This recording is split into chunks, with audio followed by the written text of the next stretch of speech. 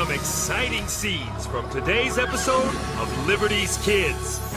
It's never been clearer to me than right now. We have got to separate from England. At Lexington and Concord, the British fired on Americans. It's time for them to get as good as they give.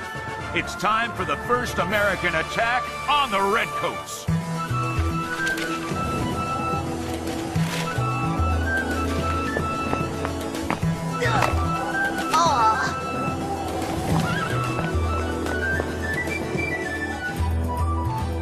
Moses, I'm a journalist, not a workman. You're whatever I need you to be in order to get the Gazette to the people of Philadelphia. Yes, James. Be a proper patriot and stop complaining. Mayor's here! Hey! Oh, please. Is there anything addressed to Miss Sarah Phillips? Oh, Monsieur Henri Lefebvre, I am expecting a large shipment of gold doubloons from off the coast of Virginia. A small shipment? Ah, perhaps some news from the continent. Here! Over here! Over here! Thank you, my boy. Franklin. There's no word from my father? I'm afraid letters from Ohio are few and far between, Sarah.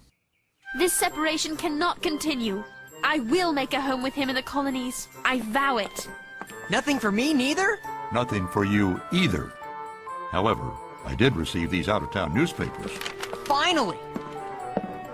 My doubloons? Perhaps the next mail.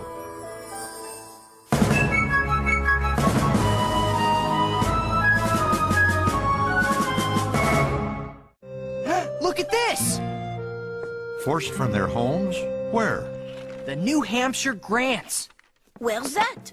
Up between New York and Canada. Beautiful country. They call the hills up there the Green Mountains. Fine logging in the Grants. Fine maple syrup, too. Maple syrup? Listen. Ejectment coming thick and faster. Women sobbing and lamenting. Children crying and men pierced to the heart with sorrow and indignation at the approaching tyranny. Now that's newspaper writing. It's by someone named Ethan Allen. It sounds to me like Mr. Allen is hyperbolizing in an effort to inflame the emotions of potential traitors to the crown. What did she say? She said, something I wouldn't lower myself by repeating. She said, Henri, that this man Allen is a liar. He sounds to me like a patriot. He sounds to me like a loudmouth, as does someone else I know. James, Sarah. Alan might be exaggerating, but he's not lying. Allowing people's land to be taken out from under them. The Redcoats aren't using muskets this time, but they're firing a broadside at us nonetheless. I've been wondering where the next hostilities with the Crown might take place. This could be our answer.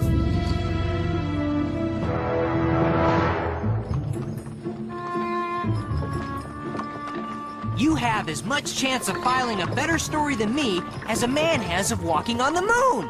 You're rather sure of yourself for someone with a chunk of venison stuck between his teeth. Oh, got it. Thanks. Look out!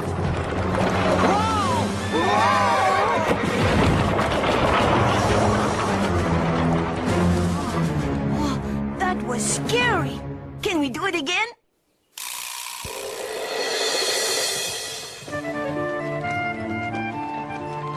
This would be an absolutely lovely place for my family to make a home. Thieves! Let me do the talking. I do not need you to take care of me. Thank you. I will talk with these. Afternoon, youngsters. Can we search him now, Tom? Can we search him? That won't be necessary, Luke. Our friends here will be happy to show us anything interesting they might be carrying about their persons. Won't you, kids? A ways back, we passed a guy who looked real rich. You can probably catch him if you hurry. Come on, Tom. Let's go get him. You're a clever pup, ain't you? Now tell old Tom what you're really doing up in these parts. I am a journalist and demand safe passage in the name of King George III.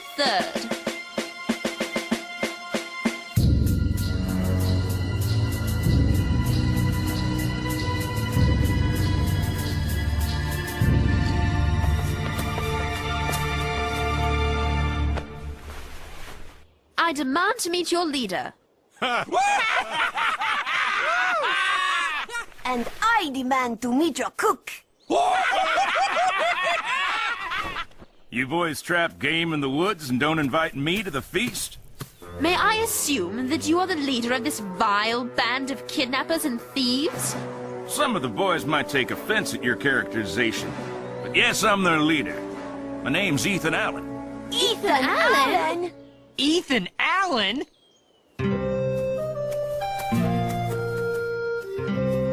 All I did was ask you where the finest land is to be found in the Grants. You Tories come here and expect us to just hand over our land and property? Are you mad or stupid or you just a thief? I can answer that. You call me a thief? You're the one who had me bound and gagged and dragged here against my will. My men were doing their duty. And anyway, you're free now, aren't you?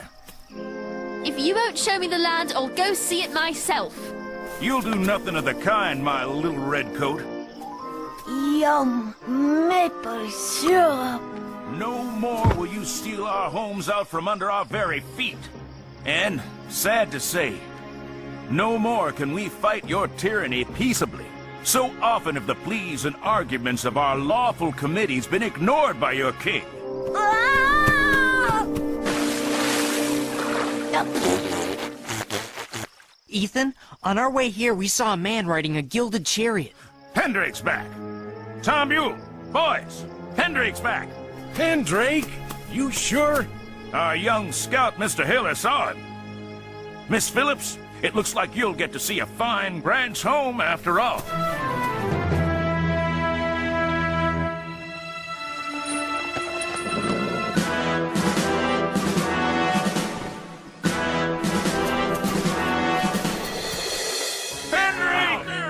You will leave my property immediately. We cannot leave your property because we are not on your property. You, Arthur Pendrake, are a snake infesting our Eden. We ask you one more time to leave this place peaceably. In the name of the Governor of New York and the King of England, I will not budge, sir. What will he do? Better get down. Take him, boys! Come on!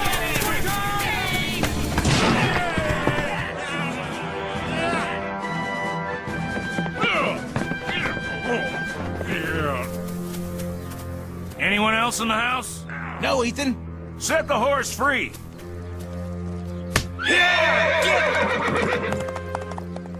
This isn't right. It isn't fair. I'm glad you're here, little redcoat. You're about to learn something about fairness. Arthur Pendrake, we the people of the New Hampshire Grants have resolved to offer a burnt sacrifice to the gods of the world. Time to burn the house. This is barbaric. If you're intent on driving this good man out, why don't you simply let the earlier occupant move back in? Let's ask the earlier occupant. Tom? If I did that, they'd just throw me and my family out again. That thief would be back. Right back inside a house I built for my wife and children. Maybe this'll show him we mean business. Ethan, give me the torch. Sorry, Tom. So am I. I built this house for freedom. Now I burn it for freedom.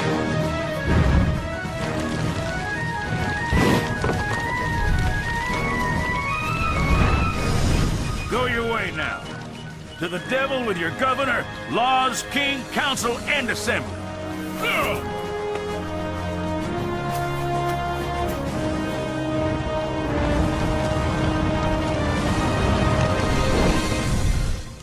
People have three inalienable rights, James. Rights that they cannot be denied. And those are the rights to life, liberty, and property. If the government fails to protect those rights, it's the people's right to revolt and form a new government. It's never been clearer to me than right now. That's exactly what we have to do. We have got to separate from England. At Lexington and Concord, the British fired on Americans. It's time for them to get as good as they give. It's time for the first American attack on the Redcoats. finally! You wouldn't dare. No more burning houses. No more Arthur Pendrates. The Green Mountain Boys are gonna take Fort Ticonderoga in New York.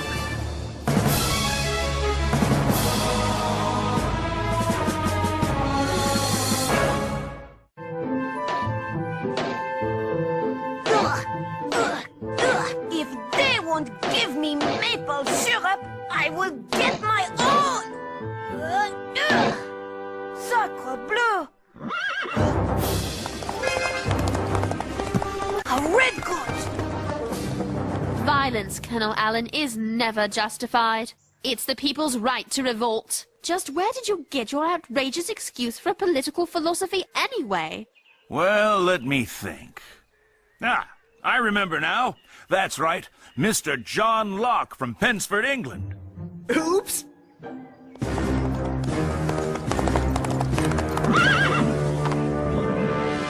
Am I addressing Colonel Allen? You are? I am Colonel Benedict Arnold. Colonel, I have been commissioned by the Massachusetts Committee of Safety to raise a regiment which I have done to attack Fort Ticonderoga. To that end, I hereby order you to turn over to me complete and utter command of the Green Mountain Boys.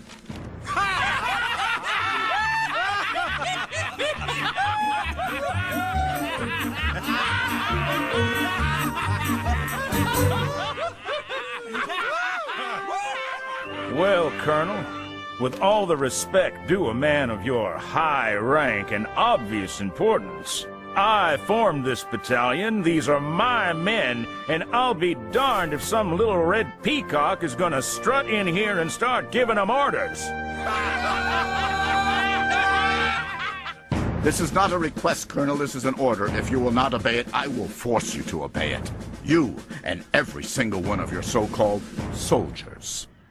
How you gonna do that? Go back to your committee of safety? The Green Mountain Boys are serving under Ethan Allen, or the Green Mountain Boys are going home. Captain, this attack is too important to jeopardize by sniping between fellow patriots. So I'll make you a deal. I'll let you share command of the boys here and ride with me in front of them, if you agree not to cause any trouble for us back in Massachusetts. But remember, no one gives orders to these men but me. Ever. We agreed? He'll never do it. He must do it. Agreed.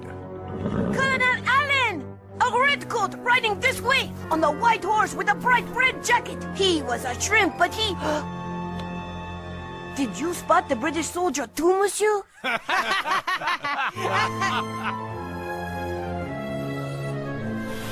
I decided to attack Fort Ticonderoga for two reasons. First, it's cannon. If we can capture the British cannon, with all due respect to you, miss, we can transport them to Boston. And send those redcoats halfway back to England with their own artillery. Second, if we control Ticonderoga, we control the main waterway into the colonies from Canada. And then, my boy, nothing goes on, in, or out of that water unless we Americans say it does. Now, our spies tell us there are only 50 or so British soldiers defending the fort. But we're expecting a heck of a fight anyway. And let me say one thing to the good people of Philadelphia. Brothers and sisters, there ain't one Green Mountain Boy on God's green earth who ain't prepared to meet his maker up there in that fort.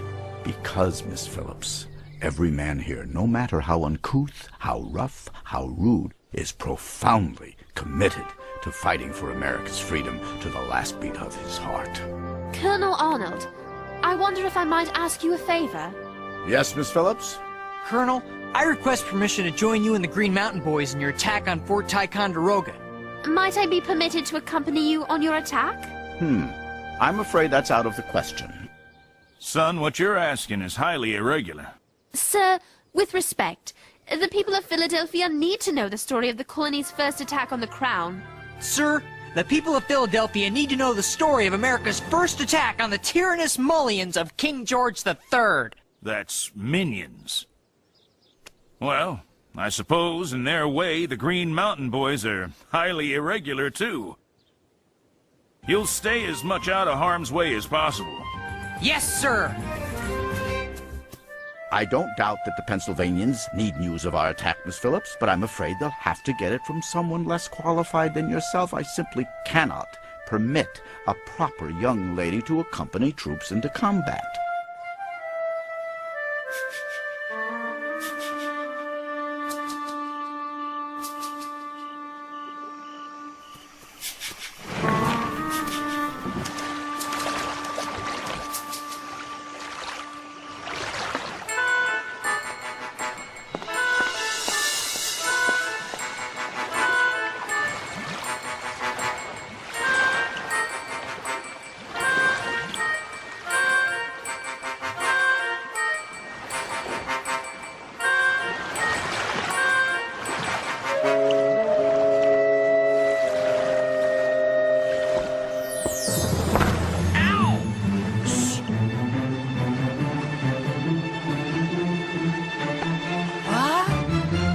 You didn't really think you'd be the only one getting this story, did you?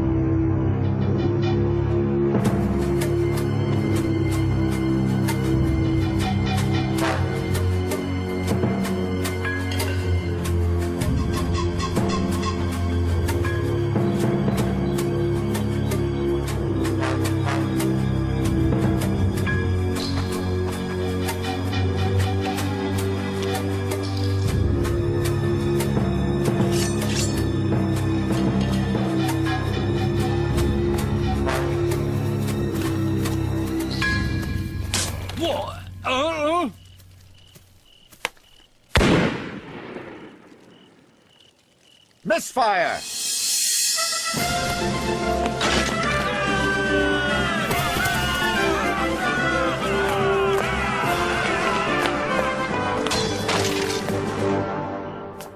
Mercy, sir, mercy! Take me to your commanding officer. Now!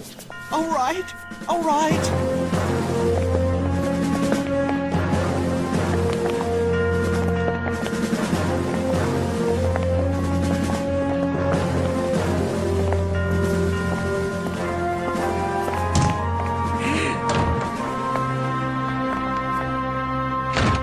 In the name of God and the Continental Congress, I demand that you surrender this fort. Come on out, you old rat!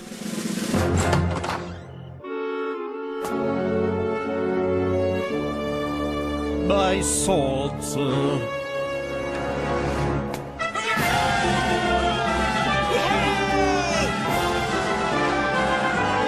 Take prisoners! Gather all weapons, artillery, and ammunition! That's an order. Well, go on, boys. And find the rest of these redcoats.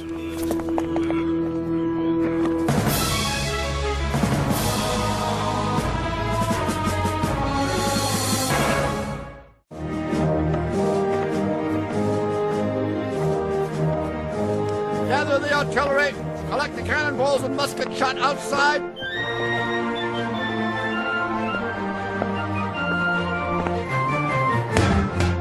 An inch to the left, and you'd be heading for a court-martial in Boston.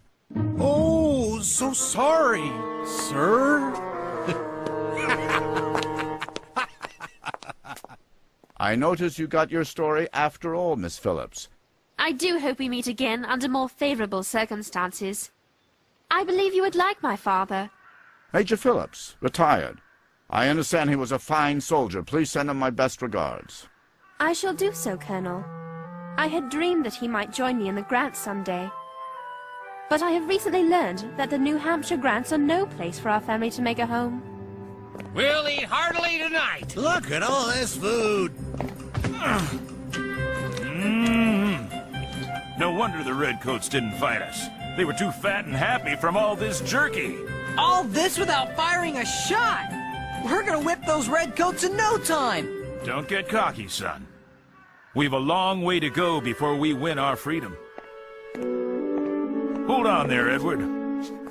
Wasn't that little French weasel trying to drum up some of this stuff back in the Green Mountains?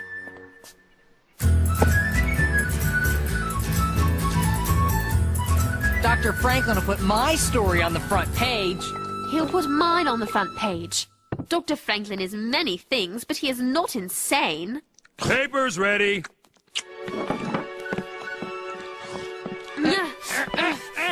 Who got the front page? You both did. I never thanked you for not giving me away on the boat that night. I had to let you write that story. How else could I have proved that mine was superior? Spell superior. Gee, these flapjacks look good. Oh, I imagine they are.